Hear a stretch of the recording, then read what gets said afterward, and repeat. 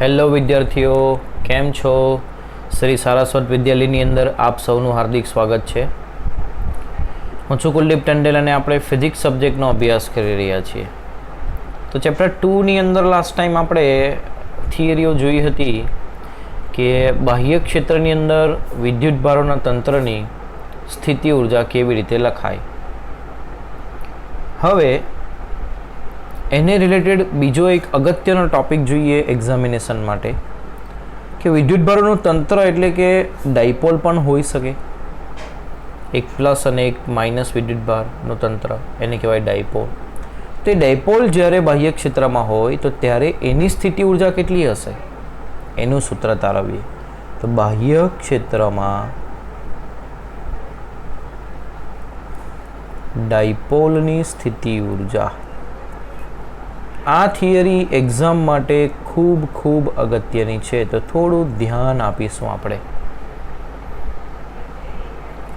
ધારો કે આ રીતે જમણી બાજુ તરફના વિસ્તારમાં, જમણી તરફની દિશામાં વિદ્યુત ક્ષેત્ર છે આ વિસ્તારની અંદર. આમાં ધારો કે એક ડાયપોલ રહેલી છે. ડાયપોલ એટલે શું રહેલું છે?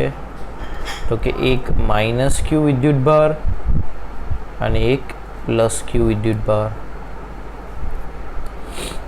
આ વિદ્યુત ક્ષેત્રની તીવ્રતા E છે. હવે ડાયપોલ મોમેન્ટની દિશા કઈ હશે? તો માઇનસ ક્યુ વિદ્યુતભારથી પ્લસ ક્યુ વિદ્યુતભાર તરફ, એટલે આ દિશામાં હશે dipole moment P, small p લખીશું. તો વિદ્યુત ક્ષેત્ર જમણી તરફ અને ડાયપોલ મોમેન્ટ આ દિશા, તો બે વચ્ચેનો ખૂણો ધારી લઈએ આપણે થીટા. હવે વિદ્યુત ક્ષેત્રમાં જો ડાયપોલને મૂકીએ તો શું થાય એનો અભ્યાસ આપણે ચેપ્ટર નંબર 1ની અંદર ઓલરેડી કરી ગયા છે કે કોઈ પણ ડાયપોલને વિદ્યુત ક્ષેત્રની અંદર મૂકીએ તો એના ઉપર લાગે ટોર્ક. તો સમાન વિદ્યુત ક્ષેત્રમાં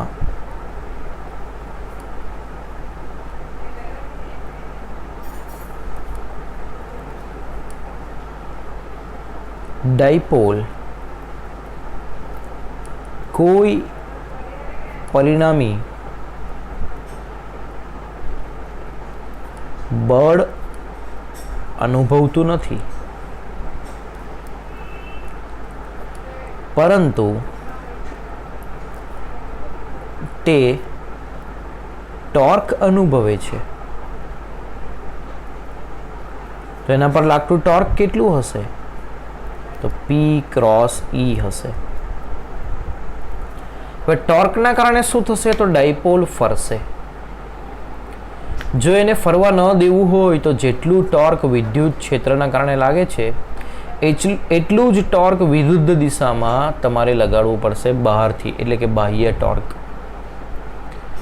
તો ધારો કે આપણે એવું કરીએ કે ધારો કે અત્યારે ડાયપોલ આ રીતે θ0 ખૂણે રહેલી છે. એને બાહ્ય ટોર્ક લગાવીને થીટા ખૂણે આપણે ફેરવીએ. અને કેવી રીતે ફેરવીએ? તો અત્યંત સૂક્ષ્મ કોણીય ઝડપથી, જેથી કરી ઝડપમાં કોઈ ફેરફાર ન થાય, એટલે અચળ ઝડપથી એને ફેરવીએ, એટલે કે એનામાં કોણીય પ્રવેગ કોઈ ન ઉદ્ભવે એ રીતે એને ફેરવીએ. ક્યાં આગળ ફેરવીએ? θ0 ખૂણેથી થીટા ખૂણે. કોની મદદથી? તો બાહ્ય ટોર્કની મદદથી. તો આ ટોર્ક શું કરશે? આ ટોર્ક વિદ્યુત ક્ષેત્રને કારણે લાગતું ટોર્ક તેને ભ્રમણ કરાવવાનો પ્રયત્ન કરે છે.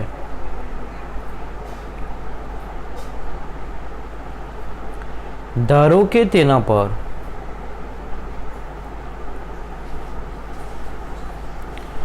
એક બાહ્ય ટોર્ક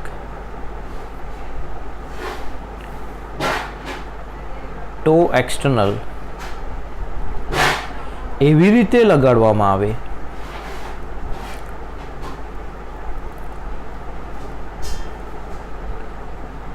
કે તે આ ટોર્કને નાબૂદ કરે. આ ટોર્કને શું કરે? નાબૂદ કરે. અને કોણીય પ્રવેગ સિવાય એટલે કે પ્રવેગ ઉત્પન્ન કર્યા સિવાય અત્યંત સૂક્ષ્મ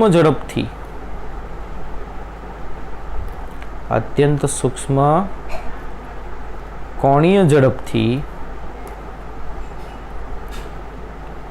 θ0 થી θ1 કોણ સુધી ભ્રમણ કરાવે. તો આ જ્યારે કરીએ બાહ્ય ટોર્ક વડે ત્યારે થતું કાર્ય લખીએ. શું લખીએ? થતું કાર્ય. તો આ દરમિયાન બાહ્ય ટોર્ક વડે થયેલું કાર્ય શું થશે? તો અહીંયા આગળ કાર્ય આપણે બે રીતે ગણી શકીએ. જો ટોર્ક અચળ હોય તો ટોર્ક ડોટ થીટા કરીને કરી શકીએ, અથવા જો ટોર્ક અચળ ન હોય તો આપણે સંકલન ટુ ડી થીટા સૂત્ર વાપરી શકીએ. જેમ કે અચળ બળ માટે એફ ડોટ ડી અને ચલ બળ માટે સંકલન એફ ડોટ ડીઆર. એ જ રીતે બળની જગ્યા પર આવશે ટોર્ક અને ડીઆરની જગ્યા પર આવશે કોણીય સ્થાનાંતર ડી થીટા. તો અહીં ટોર્કનું મૂલ્ય જો લખીએ તો ટોર્કનું મૂલ્ય શું થાય? PE sine theta.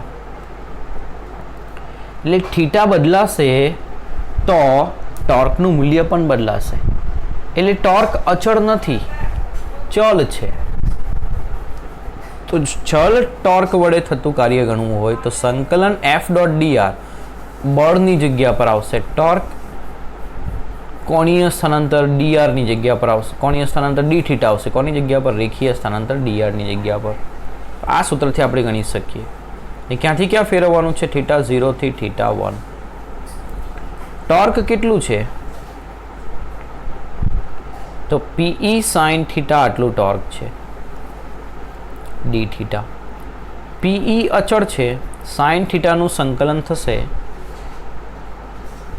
Minus cos theta અને લિમિટ મૂકીશું θ0 થી θ1. તો માઇનસને કોમન કાઢીએ અને થીટાની જગ્યા ઉપર સૌપ્રથમ મૂકીએ θ1 અને પછી મૂકીએ θ0. હવે આ એકચ્યુઅલ બે પદની બાદબાકી છે. એક છે માઇનસ પીઈ કોસ θ1 અને આને અંદર લઈ જઈએ, ગુણીએ, આની સાથે ગુણીએ, હવે આની સાથે ગુણીએ તો minus minus plus PE cos θ0. તો આ જે કાર્ય થયું એ ડાયપોલની સ્થિતિ ઉર્જા રૂપે સંગ્રહ પામશે. તો આ કાર્ય ડાયપોલની સ્થિતિ ઉર્જા રૂપે સંગ્રહ પામશે.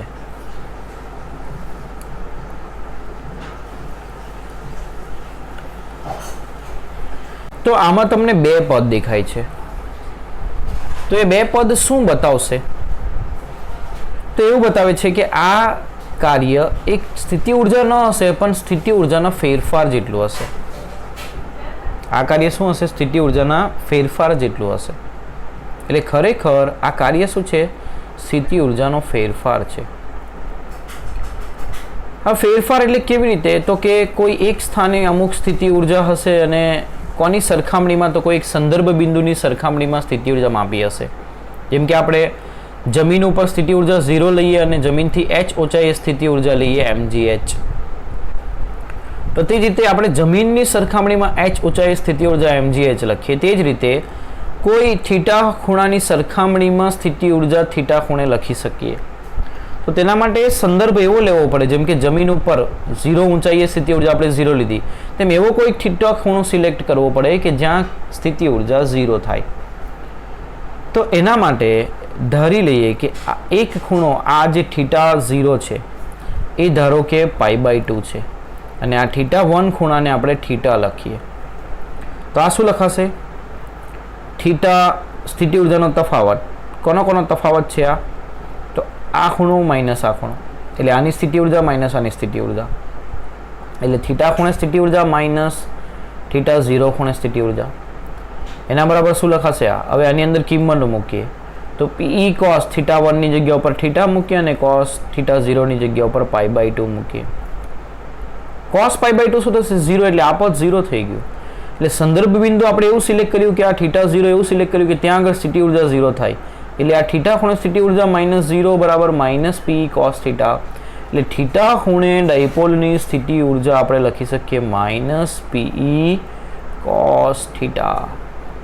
તો ab cos થીટા બરાબર શું થાય? a ડોટ b, એટલે આને -p ડોટ e લખી શકાય. તો થીટા ખૂણે રહેલી ડાયપોલની સ્થિતિ ઉર્જા -p ડોટ e, આ સૂત્ર આપણે યાદ રાખીશું.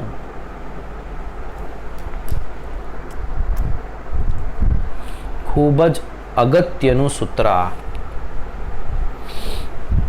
આ સૂત્રને એક બીજી રીતે પણ તારવી શકાય, પણ આ રીત થોડી સહેલી છે તો આ રીતને ફોલો કરીશું એ સારું રહેશે. આપણા માટે સૂત્ર અગત્યનું છે અને તારવણી બે બુકમાં આપી છે, તો પરીક્ષામાં પૂછાય તો કોઈ એક આપણે કરી શકીએ. તો આ સહેલી તારવણી આપણે કરીશું જેથી આપણને એક્ઝામમાં સરળતા રહે. હવે આની અંદર એક ખૂબ જ અગત્યનો પોઈન્ટ, તો થીટા ખૂણે ડાયપોલ રહેલી હોય તો એની સ્થિતિ ઉર્જા શું થાય? pe cos theta -pe cos theta. હવે આના ઉપરથી આપણે અલગ અલગ કિસ્સાઓની વાત કરીએ.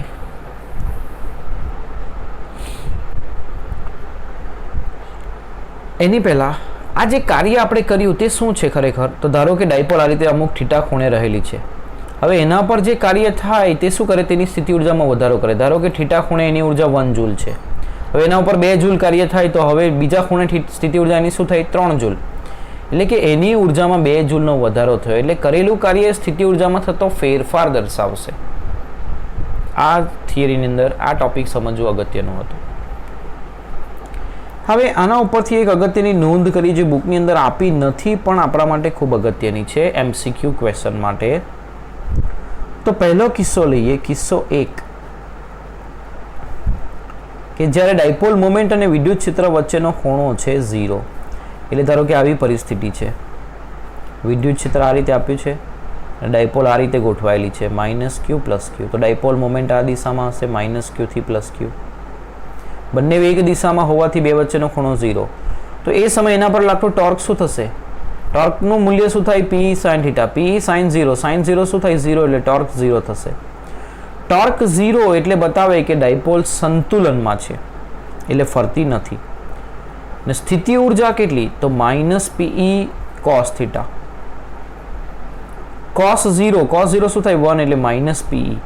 એટલે આ -pe સ્થિતિ ઉર્જાનું ન્યૂનતમ મૂલ્ય છે. ઋણમાં મહત્તમ મૂલ્ય એટલે ન્યૂનતમ કહેવાય. તો આ કેસમાં સ્થિતિ ઉર્જા ન્યૂનતમ છે. ટોર્ક 0 હોવાથી એને સંતુલન અવસ્થા કહેવાય અને સ્થિતિ ઉર્જા ન્યૂનતમ હોવાથી એને મહત્તમ સ્થાયી અવસ્થા કહેવાય. એટલે આ અવસ્થાને કહેવાશે મહત્તમ સ્થાયી સંતુલન અવસ્થા. એટલે કે જ્યારે તમને એવું આપ્યું હોય ડાયપોલ મહત્તમ સ્થાયી સંતુલન અવસ્થામાં છે, સ્થાયી એટલે સ્થિતિ ઉર્જા ન્યૂનતમ અને સંતુલન એટલે ટોર્ક 0, ત્યારે p અને e વચ્ચેનો ખૂણો શું હશે? 0 હશે. આ યાદ રાખીશું આપણે. બીજો કિસ્સો લઈએ કે જ્યારે થીટા પાઈ હોય, એટલે કે ડાયપોલ એ વિદ્યુત ક્ષેત્રને પ્રતિ સમાંતર ગોઠવાયેલી હોય આ રીતે. તો ડાયપોલ મોમેન્ટ આ દિશામાં હશે -q થી +q. p અને e પરસ્પર વિરુદ્ધ દિશામાંથી બે વચ્ચેનો ખૂણો પાઈ. તો ટોર્ક કેટલું હશે? pe sin પાઈ. sin પાઈ શું થાય? 0, એટલે ટોર્ક 0. સ્થિતિ ઉર્જા શું થશે? -pe cos પાઈ. cos પાઈ -1 +1 +pe. તો આ સ્થિતિ ઉર્જા કેવી આવી? મહત્તમ. જ્યારે સ્થિતિ ઉર્જા મહત્તમ આવે ત્યારે અસ્થાયી અવસ્થા કહેવાય અને કેવી? મહત્તમ અસ્થાયી. એટલે ટોર્ક 0 હોવાથી સંતુલન અને સ્થિતિ ઉર્જા મહત્તમ હોવાથી મહત્તમ અસ્થાયી સંતુલન અવસ્થા. એટલે સ્થાયી સંતુલન કીધું હોય તો તમારે p અને e વચ્ચેનો ખૂણો 0 લેવાનો, અને અસ્થાયી સંતુલન અવસ્થા કીધું હોય ત્યારે p અને e વચ્ચેનો ખૂણો તમારે પાઈ લેવાનો રહેશે. આ ખૂબ અગત્યની નોંધ. ત્રીજો કિસ્સો લઈએ આપણે. ધારો કે θ 90 છે તો શું થશે? તો ટોર્ક આવશે PE sin 90. sin 90 એટલે 1 થાય એટલે મહત્તમ ટોર્ક હશે. અને સ્થિતિ ઉર્જા માઇનસ PE cos 90. cos 90 શું થાય? 0. એટલે સ્થિતિ ઉર્જા 0 હશે. આ 0 ન્યૂનતમ નથી, ન્યૂનતમ કઈ હશે? માઇનસ PE ન્યૂનતમ હશે. એટલે આને અસંતુલિત અવસ્થા કહેવાશે, કારણ કે ટોર્ક લાગે છે. તો આ અવસ્થામાં ડાયપોલ મહત્તમ સંતુલનમાં હશે ને આ અવસ્થામાં સ્થાયી સંતુલનમાં હશે ને આ અવસ્થામાં અસ્થાયી સંતુલનમાં હશે. અસ્થાયી સંતુલન અવસ્થામાં. તો ઘણી વખત પ્રશ્ન એવો પૂછાય કે ડાયપોલને, હવે એના પરથી બીજી નોંધ લખીએ, ડાયપોલને θ1 ખૂણેથી θ2 ખૂણે ફેરવતા થતું કાર્ય કેટલું થશે? તો કાર્ય શું લખાશે? સ્થિતિ ઉર્જામાં ફેરફાર. અંતિમ સ્થિતિ ઉર્જા માઇનસ પ્રારંભિક સ્થિતિ ઉર્જા. અંતિમ સ્થિતિ ઉર્જા માઇનસ PE cos θ2 અને પ્રારંભિક સ્થિતિ ઉર્જા માઇનસ PE માઇનસ પ્લસ થઈ જશે, કારણ કે સૂત્રની અંદર પણ માઇનસ છે. PE cos θ1 એટલે PE કોમન કાઢીએ તો cos θ1 માઇનસ cos θ2. એટલે ડાયપોલને θ1 થી θ2 ખૂણે ફેરવવું હોય તો આટલું કાર્ય કરવું પડશે. PE cos θ1 minus cos θ2. તો ઘણી વખત એવી રીતે પ્રશ્ન પૂછાય કે ડાયપોલને અસંતુલિત અવસ્થામાંથી ડાયપોલને અસ્થાયી સંતુલિત અવસ્થામાંથી સ્થાયી સંતુલિત અવસ્થામાં ફેરવવા થતું કાર્ય. તો અસ્થાયી સંતુલિત અવસ્થા કીધી એટલે θ બરાબર પાઈ લેવાનું, એટલે θ1 બરાબર પાઈ, અને સ્થાયી સંતુલિત અવસ્થામાં લઈ જવાનું એટલે θ બરાબર શું લેવાનું? 0. એટલે θ2 બરાબર 0 અને θ1 બરાબર પાઈ લો તો તમારો જવાબ આવે. આવી રીતના પ્રશ્નો એ MCQ ની અંદર પૂછાય છે. તો આટલા ટોપિકની તૈયારી કરવી તમારે. હવે નેક્સ્ટ ટાઈમ આપણે આની આગળના ટોપિકથી ભણવાની શરૂઆત કરીશું, બરાબર? તો નેક્સ્ટ ક્લાસની અંદર મળીએ અને આની આગળના ટોપિક આપણે કરીએ. તો બાય બાય. ઘરે મહેનત કરવા વિનંતી.